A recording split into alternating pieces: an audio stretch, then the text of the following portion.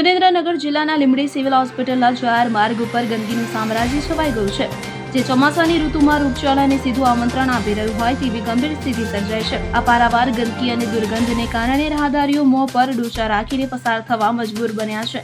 લોકોમાં એવી ભારે દહેશત વ્યાપી છે કે જો ધોધમાર વરસાદ ખાબકશે તો આ તમામ ગંદકી ખારાવાસ વિસ્તારમાં જશે. જો ખારાવાસ વિસ્તારમાં આના કારણે રોગચાળો ઉદ્ભવે તો જવાબદાર કોણ? એવા વેધક સવાલ સાથે લોકોમાં રોષ જોવા મળી રહ્યો છે.